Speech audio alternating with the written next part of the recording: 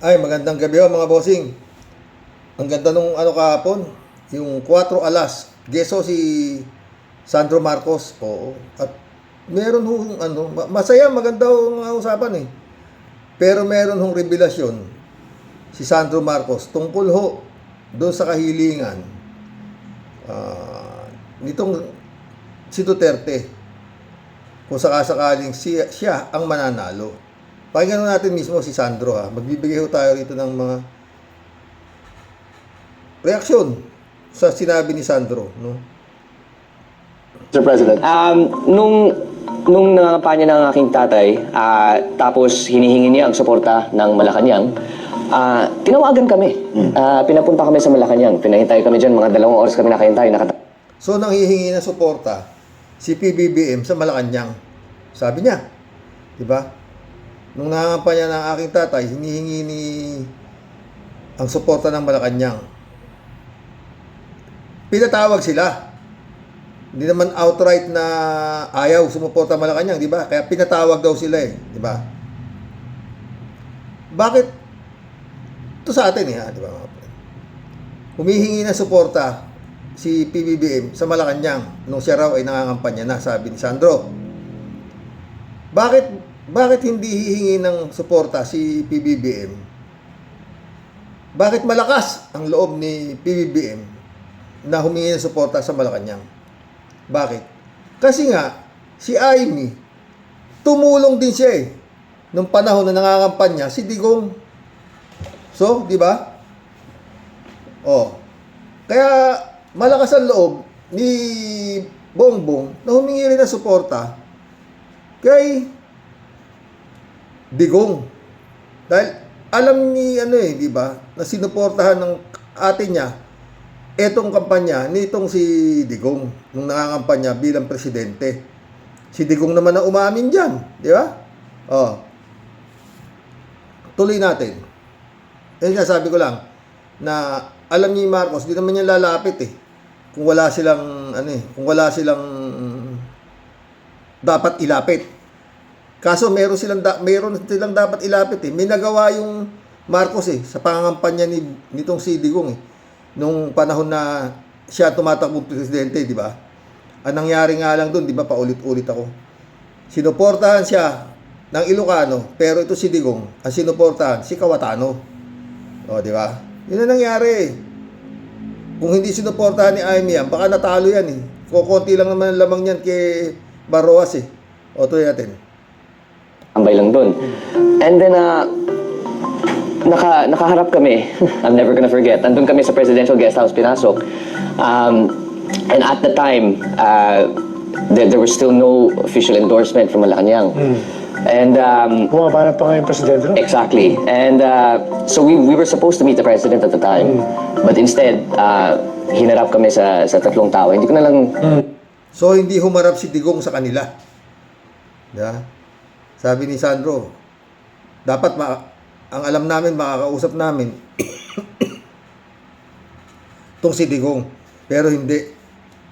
Ang iniharap sa kanila, tatlong at kumbaga sa tatlong tawag dito, scribe ito, tatlong alipores niya, di ba? Pakinggan natin. Babanggitin kung sino. But we were put in front of 3 people and... Hindi na raw niya babanggitin kung sino, pero 3 tao raw iniharap sa kanila. At nagbigay pa siya ng clue rito na isa, ngayon, government official. Kaya hinuhulaan yan ni Atty. Claire eh. Malamang si Bongo. O, di ba? Si Bongo lang naman na talagang kanang kamay, di ba? O, tuloy. They essentially, asked, ano plano mo, ano magagawa mo para sa amin, etc., etc. And then... O, tinanong daw, anong magagawa mo para sa amin? Ha? O, yung balik na eh. Kung tutulungan kita, anong gagawin mo para sa amin, ha? O, tuloy. there was one person who's a sitting official now, hindi ko lang sasabihin, but that's a clue. He's a sitting official now. Sinabi niya kay Pangulo na, sige, suportahan ka namin on the condition that kami yung mamimili ng ES, kami yung mamimili ng speaker, kami mamimili... Puta, ayun na. Sige, suportahan ka namin. Pero sa isang kondisyon, may kondisyon. Kami ang mamimili ng ES. kami mamimili ng ganito, kami mamimili ng ganyan. Oh, di ba? Yan sabi ni Sandro, ha? Tuloy. ng Senate President. Kami mamimili ng secretary. Basta marami silang hiningi. Marami silang hiningi. I can imagine. Oh, marami silang hinihingi. Kami mamimili ng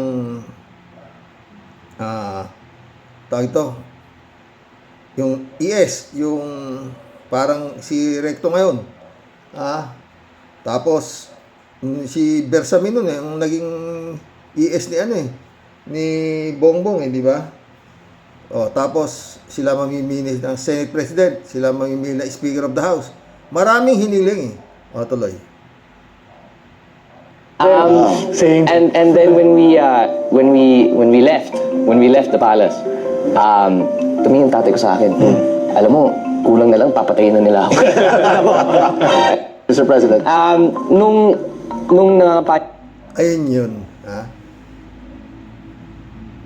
Ang tanong dito mga friend, kulang naman ng tanong ng 4 alas dito no? Dapat tinanong ng 4 alas, pumayag ba ang tatay mo? Umuo ba ang tatay mo sa mga kahilingan ng mga alipores ni Digong? Di ba? Walang ganong tanong dito Kasi sinabi lang ni Sandro rito, yung mga kahilingan, sige, tutulungan ka namin. Ano naman na ibabalik mo para sa amin. Kumuha na ng kondisyon, yun na nga. Kami mamimili ng ES, kami mamimili ng Speaker of the House, kami mamimili Senate President, at kung ano-ano pa kahilingan, marami pa raw di ba? Pero si Digong, hindi sila hinarap. No? Eto yung mga friend balik tanaw na tayo. Nung panahon ng filing of candidacy, di ba? Itong si Digong, daldal pa to ng daldal May tumatakbo ikang presidente. Hindi man lang he is a weak leader. Except for the name. Hanapin niya yan. Yung tatay niya okay, pero siya hindi sang-ayon si Digong. Kaya yung Digong, walang ginawa pa kundi sirain itong si PBBM. Hindi ko alam, no? Mamaya, nung bandang huli, filing of candidacy mga friend balik tanaw tayo. Bato, sabi ni Digong. Boss, mag-file ka ng presidente. Takbo si Bato, nag-file ng presidente. Binapati ko si Bato. Basta gusto kong mag-presidente. PM mayor naman ako Yun ang mga nung una, yung scenario na yun nung filing of candidacy Mamaya ito. Bato, withdraw. Sabi nung aburito si Digong mga friend Aburito siya nung filing of candidacy. Ayaw niya. Meron pang come to the point si PBBM na to. May uminterview rito na pinauurong siya. Bumaba na lang siya sa sa pagka-presidente. At si Sara na yata ang gustong isapak na maging presidente. Ang sagot ni BBM, hindi na. Laban akong laban. Sabi ni PBBM dyan I have nowhere else to go. Napanood ko yun Hindi na ako pwede umatras. Matigas na si PBBM dun. Kaya walang naman, alangan namang si Sara si Sara mayor lang ang tatakbuhin talaga ni Sara tapos yun nagtumakbo siya ng vice presidente. Tapos eto pa asiste Bongo, eto. Boss, punta tayo, file ka ng presidente, ako vice presidente. Pumunta pa, nag-file. Bismo nung nagpa-file, may uminterview na naman kay Digong na media. Ba't nandito kayo? Magpa-file kami, kandidato. Presidente si Bongo, ako vice president.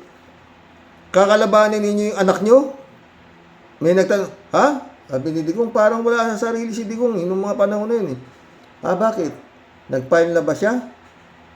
Vice president siya ni PBBM. Tarantang-taranta yan si Digong. Oo. Tarantang-taranta siya. Kaya nga yun, di ba? Maraming nagtataka. Bakit? Bababa na nga yan bilang past presidente. Nag-appoint pa ng nag-appoint ng mga kung ano-anong mga matataas na posisyon. Pati nga si Kalida ewan ko nalusot si Kalida. In-appoint saan yan? Sa COA si Kalida. Maraming iniwan si Digong. Pati nga sa Supreme Court, marami siyang iniwan dyan ng mga justices na in-appoint niya. 15 nga yan, di ba? 13 ang appointee ni Digong dyan. Kaya itong mga ito, lahat ng takbo nila, Supreme Court. Di ba nung hinuli si Digong? Supreme Court, tumatakbo yung isang abogado. Harangin nyo, meron to, may tiaro. Galing sa Supreme Court, wala naman pala. Ewan ko sino yung abogado na yun. Ha?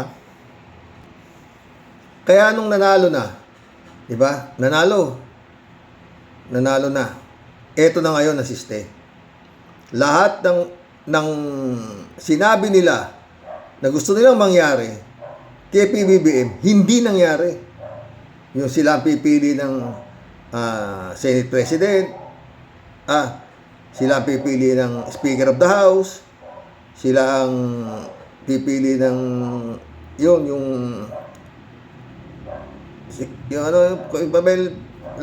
rangko ni ngayon, Ibersaminon, naging rangko ni ngayon itong si Raprecto, sila. Hindi nangyari lahat yun Maliban na yung kay Bersamin, kung yun ang pili ni Digong. Maraming naiwan si Digong na mga kaalyado niya sa departamento ni PBBM. Ito nga si Sara ang hinihingi niya, siya ang magiging Secretary of National Defense. Sabi, anong alam mo? Sumagot si Digong, bakit hindi siya pwede? Ano naman yan? Military naman yan. Pinakita yung picture ni Sarad. Di ba? Military. ROTC yata, graduate, whatsoever. Gustong kunin nila yung pwesto ni Gibo Teodoro. Siya may, At yun nga, noong mga panahon na yun, maraming kumakalat na magkakaroon ng term sharing itong unitives na to. Pagkatapos ng kalahati, si Bongbong, kusang bababa na sa pwesto at ibibigay na ng kay Sara. Yun ang balita nun. Yun ang balita nun. So, lahat ng hindi natupad. Halos lahat ng mga gustong mangyari nung alipores ni Digong na nagsabing, tutulungan ka namin, pero kami ang mamimili. Ibig sabihin, gagawin lang nila ito si Bongbong na parang pyesa ng chess. Pero ang hari pa rin, ang king, si Digong. Yun ang plano. Tignan yung sinasabi ni Madriaga, totoo no? Pag hindi yan bumaba, talagang pwersahin nila yan by all means na bumaba. Yun, magkakaroon ng kung ano-anong gulo. Guguluhin nila para magkaroon ng destabilisasyon. Hindi naman lumusot. Bakit? Hindi nila nakuha ang Armed Forces of the Philippines. Di ba? Kaya yun ang tanong doon. Kaya si Sara, sinasabi niya, nabudol daw sila, ganito, daldal ng daldal. Yun ang istorya Yun ang istorya mga friend Kaya sila gigil na gigil. Yung, parang kumbaga, siyempre, kung umuo si Bongbong, doon sa kausap niyang 3 ungas, na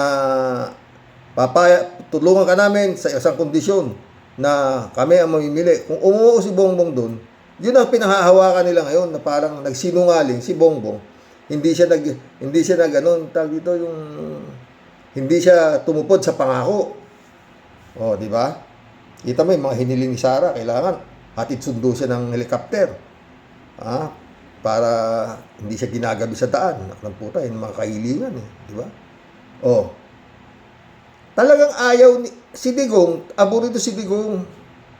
Alam niya na pero alam mo mga friend, kung hindi nila ginulo, hinayaan na lang nila na mamuno si PBBM, hindi ibibigay si Digong sa ICC, hindi ibibigay. Remember, pinagkakatanggi-tanggihan ni Boying Rimulya at saka ni Bongbong na hindi nila yan bibigay. Hindi makakapasok ang ICC dito by all means, ganun-ganun. Talagang matigas sila. Hindi nila bibigay.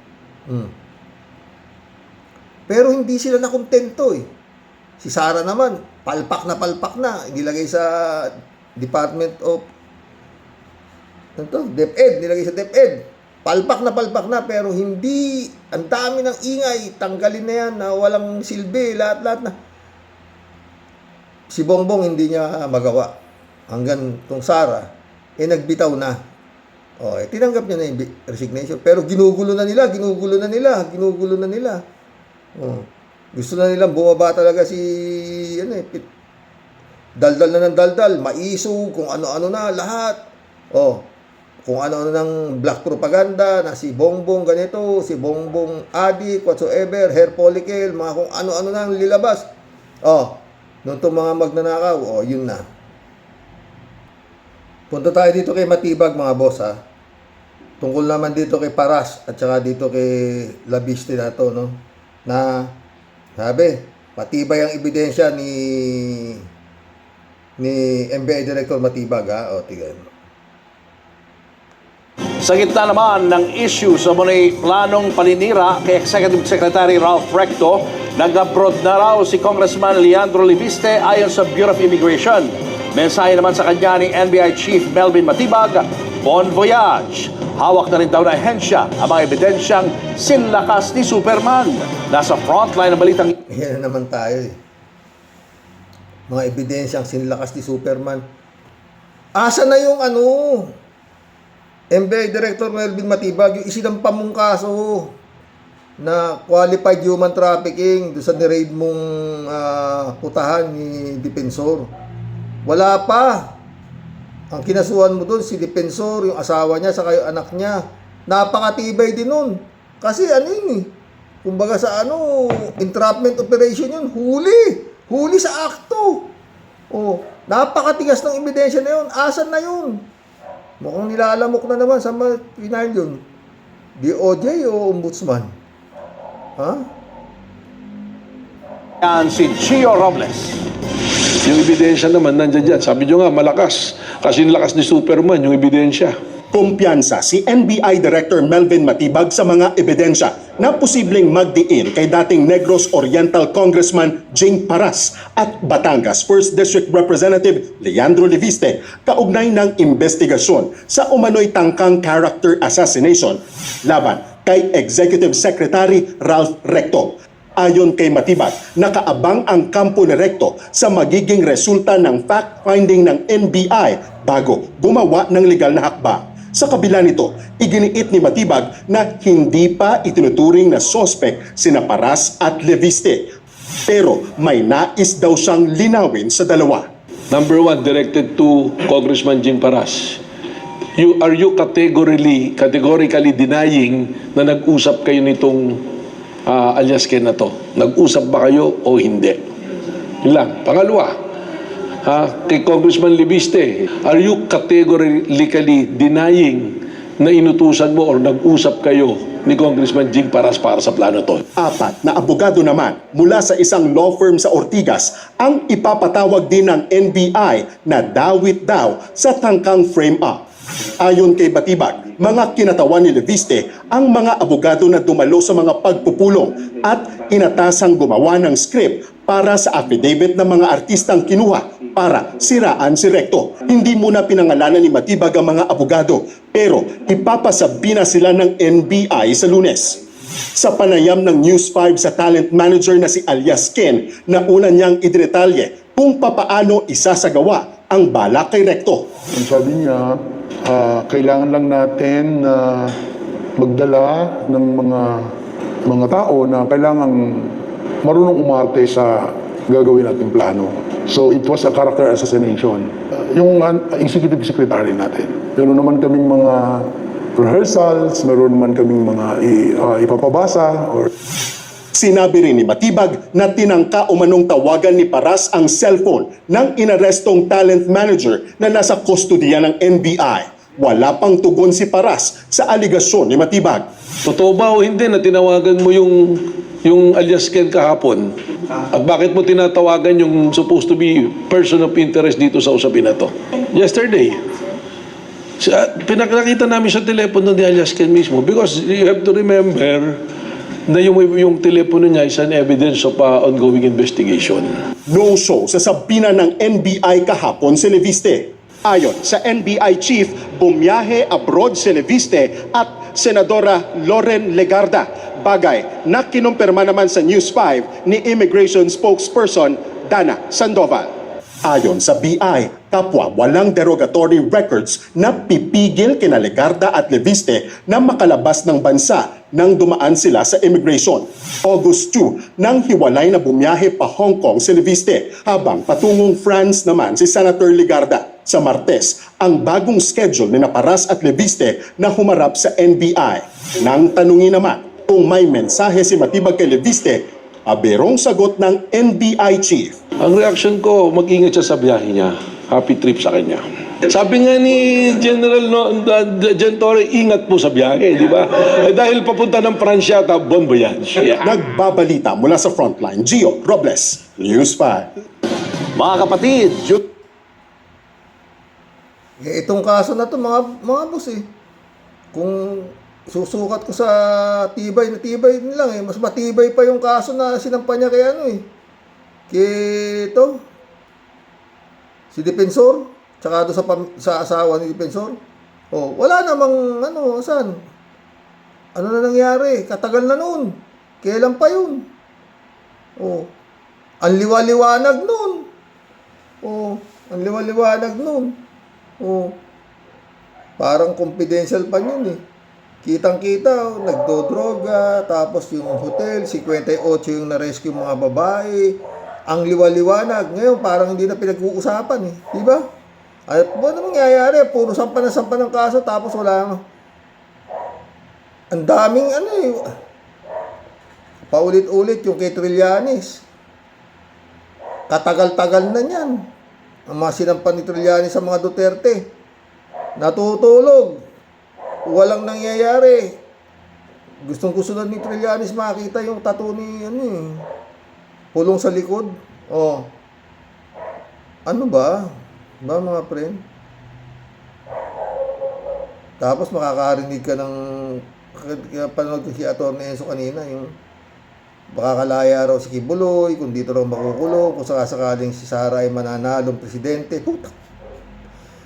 Nakakilabot. Hanggang ngayon, tigil nyo na hearing na sa Senado, sasayang lang ng pera. Pinag-uusapan nyo pa pala na makakatakbo si Sara sa pag magiging presidente pa. At kung sakasakali raw si Sara magiging presidente, mapapalaya na lahat itong mga sila Jinggoy, sila lahat daw yan lalaya na lahat yan. Puta. Anak ng patingo, ano pag-uusap yan? Sus Marioso. Nila. Mga maririnig mo Hanggang ngayon si Sayad pa raw nangunguna sa nako. Magkulam na tayo mga friend. Hoy mga sinatong. Sinatong ni Sara, tingnan yung itsura itong nyo, paglalaban ninyong hindi makumbik tsura timo. Ito ang top 5 viral moments ni Inday Sara. Ang top 5, she minep. She may not like shine bright my answer. She may not like how I answer. She may not like the content of my answer. But I am answering. Ang top 4, bagong-bago, to kill the mistress. I have a husband. My husband has a mistress. I can hire a gunman for 5,000 pesos to kill the mistress. Ang top 3, bagong-bago rin, pero instant classic. Ang paksilik. Any talk po about sa paksilik na balak po itayo sa Pilipinas? Ano? Paksilik? Paksilik? Naman, paksilika. Do you know anything about that? Wala ako. I cannot comment on that. Ang top 2, Inday's unhinged episode incident na cutting his head. Imagine myself cutting his head. At ang top 1, syempre walang iba kundi ang infamous Midnight Meltdown.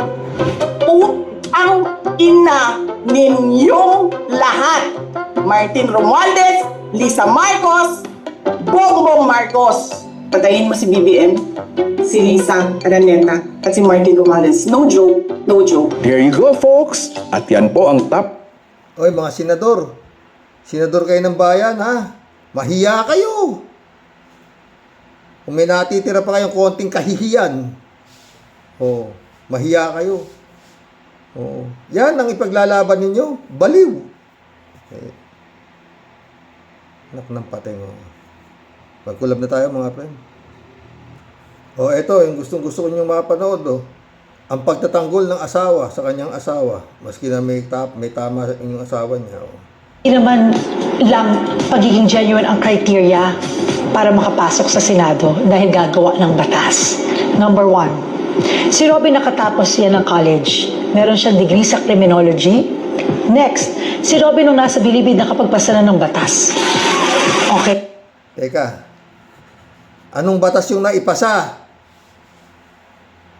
Nung nakakulong yan, anong batas ang naipasa? Maraming batas sa loob ng bilibid. Bawal mambuli doon sa bilibid. Maraming may batas nga. Iba yung batas sa bilibid, Mariel. Ano ba batas na sinasabi mo? Baka batas sa bilibid yung naipasa ng asawa nito. Without even being a senator. Okay?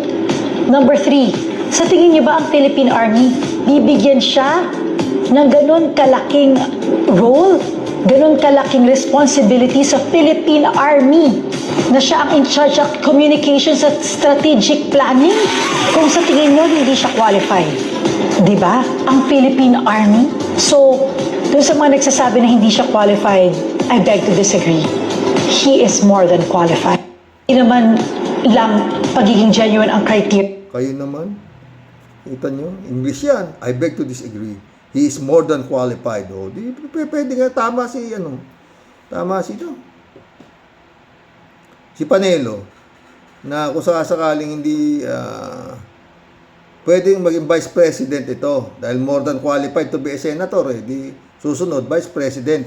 Or, baka pa raw sabi nga ni Panelo, pupus pa nila maging presidente yan, si Kimo. Magkulab na tayo, putang ina. Ay!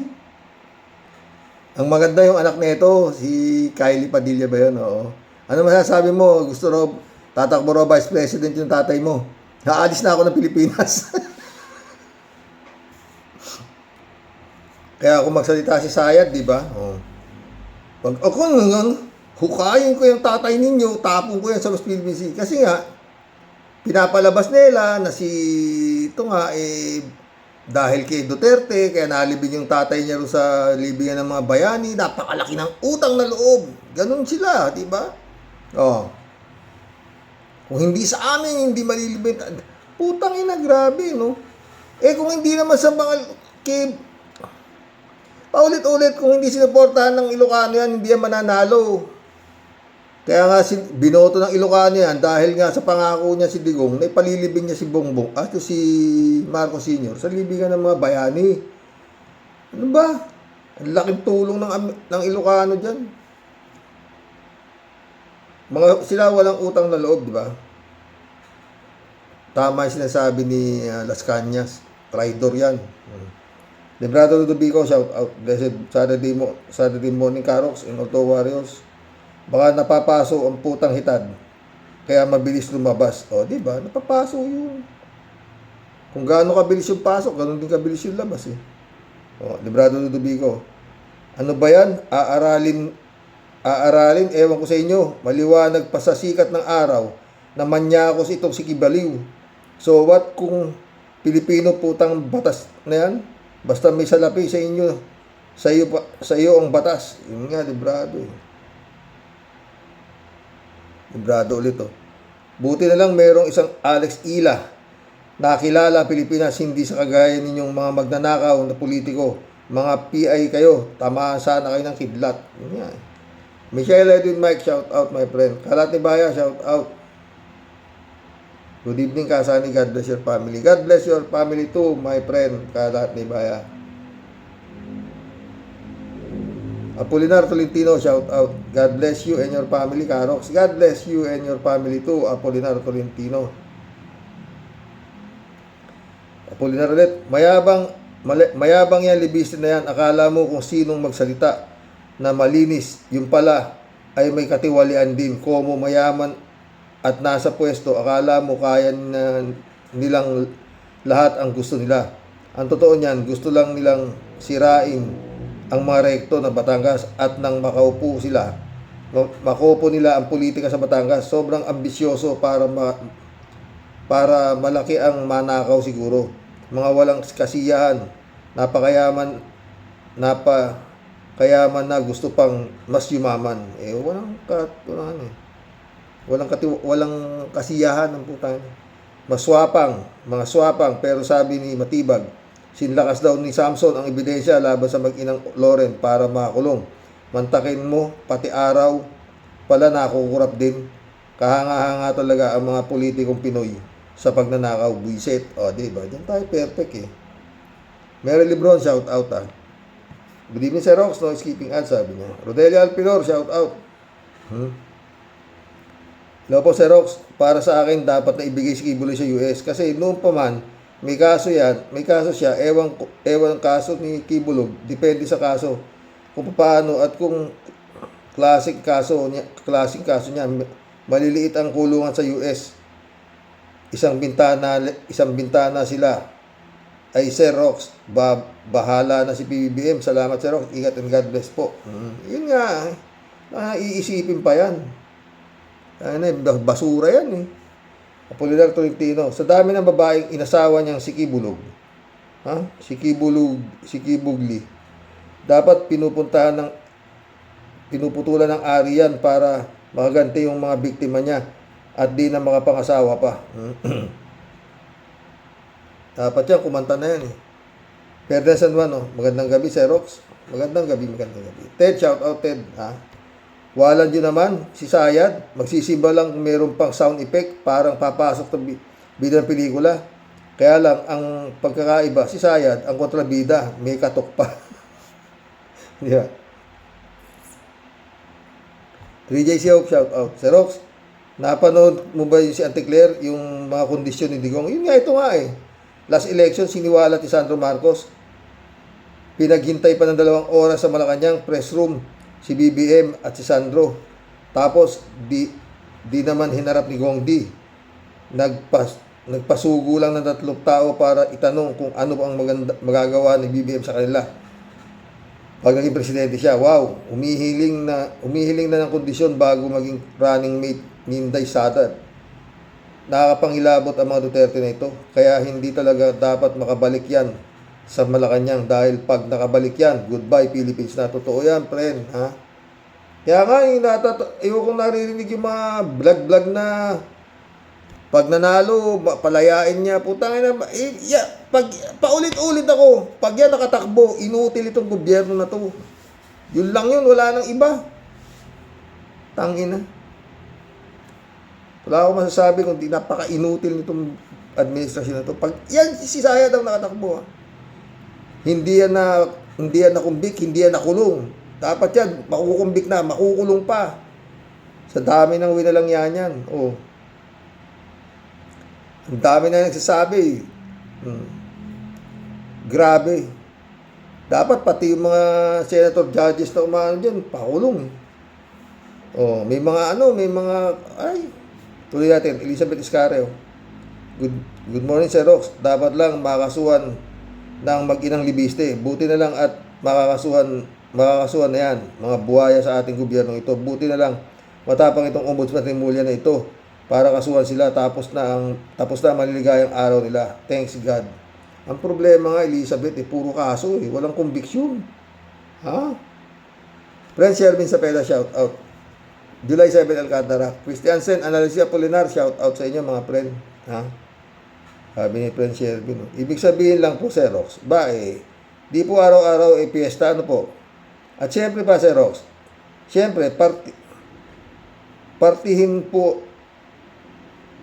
partihan po ang mga kawatang buhayang hagum. O paano ba yan, Sir Pogi Blackjack? Bago ka po maubusan ng pasensya at hininga sa sandamakmak mong pong grabing tambak ng mga dapat kasuhan ba?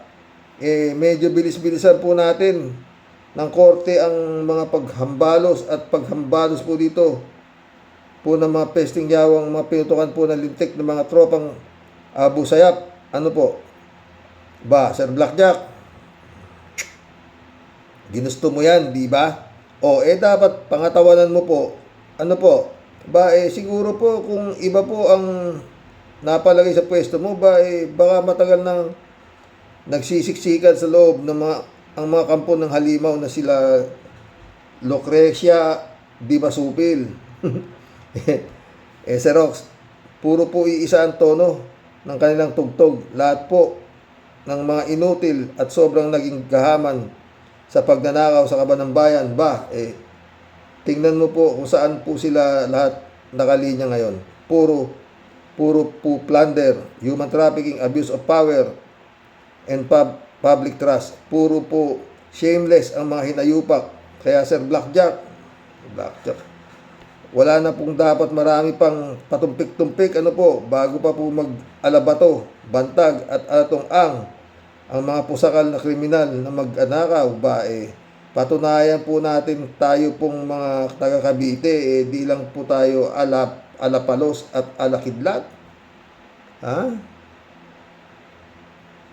Pagdating po sa Taguan at Takasan, meron po tayong anting-anting na singbisa po ng ginamit ni Mr. Budot alias Boy Ungas.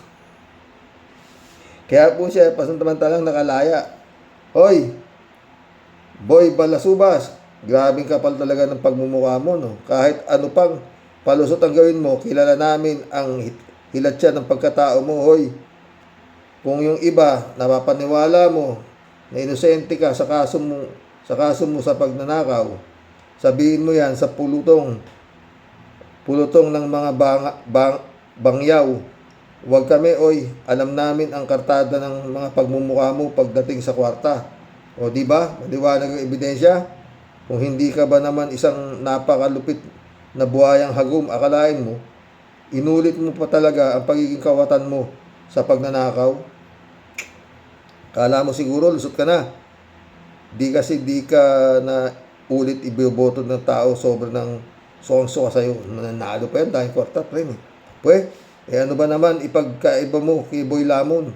Di ba wala? Pare-pareho lang kayong puro mga gunggong at sobrang inutil at kawatang tulisan sa pagnanakaw. Sir Bonjing, hawak mo po ang beat. Ipakita mo po sa buong mundo na ikaw po ay isang matikas at tigasin. Di po basta-basta nasisilaw. Katulad po ng mga pastillas gang ng mga taga-custom, magbagong buhay na po sana tayo at tayo naman po makausad-usad kahit po konti sa sobra na po nating pagkakasadsad nang dahil po sa mga bubutanteng na ginawa pong Pangulo ang isang mabaho at halimaw na dutae. Kaya tayo po ngayon nakalubog pong lahat sa kumunoy at kasama pong nagdudusa. Pero ang dapat lang po ang mga hinayupak na pusakal dapat na pong bitayin. Kamay na bakal di na po dapat mga sir at martilyo. Hindi po sila isa-isa. At ang makita po natin ang tamang hustisya. Wala Hindi po dapat lelembot-lembot, pusong mamon ni Sir Kuting ang lagi po nating paiiralin. Kaya hindi po nadadala at natatakot ang mga pusakal na kriminal kasi sayang kaya po paikutin. Kasi kayang-kaya pong paikutin ng mga pesting yawa ang ating hustisya at mga batas. Ikukulong sa kasong plunder, tas ilang tulog lang nakalabas na.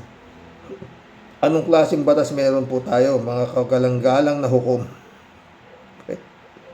Paano di ka po mapapalaklak at di mapapurga sa lusartan? Puro po abnormal na batas. Ang abnormal na mambabatas ang mga nasa frontline. Naku, ewan ko sa inyo, mga pinutukan kayo ng talaga nalintik, mga leche, mga buwisit. Yan na. Buti ka nga, nandiyan ka eh. Oh, itong mga tao rito, naliligo na sa... Eduardo Pulido, shout out. Jojo Tol, shout out. Happy Sunday Tol, subscriber, super lakas ng ulan. Magdamag, ingat po tayo. Yun nga eh. 3J Soup, typhoon season nasa Pinas. Ingat lagi mga ka-warriors at laging magdasal. Yun lang yun. Yan ang yan ang yan ang dapat na layo tayo sa sakit at sakuna, di ba? Si Pisa Bunao, shout out. Good morning po kuya at sa mga ka-warriors. Ano ba yan? Ang tagal-tagal nang nahuli si Kibuloy. Hanggang ngayon, di pa ba inaaral ang kaso ni Kibuloy? Ipadala na yan sa Amerika para doon na maghatol. Agad pag dito sa Pinas, magbubuhay hari lang siya. Nakakadismaya na talaga ang hatol ng mga hurado dito sa Pilipinas. Una, si Bong Revilla ngayon. Ngayon naman, si Kibuloy, pag-aaralan daw ng mabuti. Ano pa ba ang kaarali sa kaso ni Kibuloy na yan? Kitang-kita naman na mabigat ang kaso niya. At sana yung kaso po talaga, ang aaralin nyo, di ang sukat ng kung magkano. Nagtatanong lang po. Chupista. 3J Shop, sumagot oh. Sa palagay ko naman, ma-extradite niya si Gibbs. Konting panahon pa ang makakamit din ng mga biktima niya sa Amerika ang katarungan. Madadala yan sa US of A. Ako tansya ko rin bibigay ito. Kasi wala namang kwenta ito. Basura ito eh. Ano ba isang rapist? Puproteksyon dahil Pilipino? Putang na kabaliw. Ha? Parang ang mga senador ni Sara. Ted, shout out Ted. Kung isip-isipin ka, Roque, bakit pinipili pa ng iba ang gumawa ng masama? Samantalang ang gumawa ng kabutihan ay mas lalong madali. Hanggang dyan lang, Roque, ang komento ko sa mga taong gumagawa ng masama, lalo na ang mga tauhan ng ating gobyerno. Pag gumawa ka kasi ng mabuti, Ted, sa gobyerno, hindi ka tatagal. Oo. Tignan mo sila Cielo Magno, tinanggal. 3J Siopo, sumagot. Kasi pag gumagawa ka ng masama, wala kang Diyos. At pag wala kang Diyos sa buhay, wala kang kinakatakutan. Magagawa mo kung ano ang gusto mo kasi wala kang paki sa kaluluwa mo. Ang paggawa ng mabuti napakahirap kasi sumasalungat siya sa lifestyle na gusto mo. Halimbawa, isa kang kawatan sa gobyerno. Kung gagawin mo, ayan,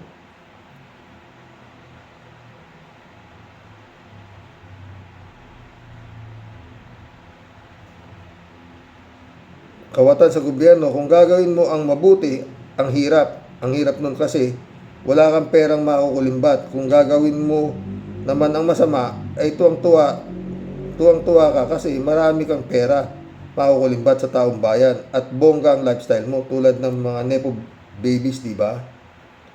At saka nga, friend, 3J Siop ka, ha? Pag matino kang politiko, natatalo ka. Yung mo nangyari doon sa BP Lenny natin, di ba? Walang dynasty. Hindi magnanakaw. COA awardee. Makadiyos. Mabait, lahat. Talo, landslide! Lord, bakit ba ganun? Minsan mapapatanong ka, di ba? TJ Show. Panginoon, bakit po? Hindi lang. Siguro maraming ginagawa ang Panginoon. Minsan-minsan po, Lord,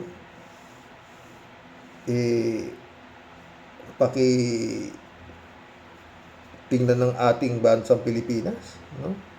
Napakayaman ng bansang Pilipinas, mga friend. Sa talento, lahat, putang ina. Papamura ka na lang. Lahat meron tayo, di ba? Pero ba't ganito inaabot, di ba? Shirley Jaser. Ano ba yan? Parang napapaso sa simbahan.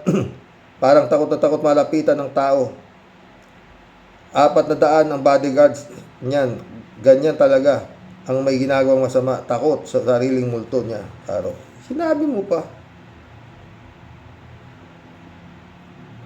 PJCO po. Alam mo, Xerox, kung di ko mampisilorin mong sinta kay Alan Bitter Cayetano at naging sakip sa pangyarihan, kasi magiging first woman SP siya sa Senado. Di sana wala siyang problema ngayon. Maaari namang di na mabanggit ang solar scam ni Leandro kung nagpakatino lang itong si Loren mong sinta, Xerox. Hindi, nabanggit na dati. Di rin sana makakalkal ang flood control scam ni Alan Bitter kung di siya nagdadaldal ng walang humpay at kinalaban pa ang kapwa niya senador. Ayan, nagpanting tuloy ang tenga ni Lacson at pinagbigyan siya. Kinatsuhan tuloy siya. Super yabang kasi, pati si Caldero nung sa Asian Game. Ayan, nakalkal uli. Ginusto ni Alan yan. O, diba? Ginusto niya talaga yan. Kala niya, si Duterte pa nakaupo eh. At pinagmamalaki ni Cayetano, meron siyang hawak na alas. Asan kaya? Shelly J. Serret. Ako rin, Karox. Hindi ako nabudol ng mga peste ng mga yan. Pero dito sa Switzerland, marami pa rin bulag at dingin. Duterte pa rin sila. Ganun! Paniwalang paniwala na makare-release si Digong sa dahig. Karamihang kababayan naman nila yung bulag pa sa katotohanan at mahirap makipagtalo sa kanila. Huwag kang makikipagtalo dyan tungkol sa politika kasi sila lagi ang magaling, ang tatapang talaga. Behavior nila parang mga Duterte family, agresibo masyado. Huwag kang ano dyan, friend, ha. Tsaka sinasabi ko, di ba? Kaya dito, bawal nga, pag may nabasa ako na nakapasok dito ng tanga, binubura ko na. Mahirap makipag-diskusyon sa tanga. Mas gusto ko pang makipag-diskusyon sa bobo, kaysa sa tanga. Di ba, Kimo? Di ba, Amy? 3J Show po. Xerox, may tanong ako sa'yo. Pwede bang makapagpasa ng batas sa Senado kahit hindi ka naman senador o lawmaker? Wala naman sinabi si Mariel eh. Pagtatanggol ko si Mariel, friend.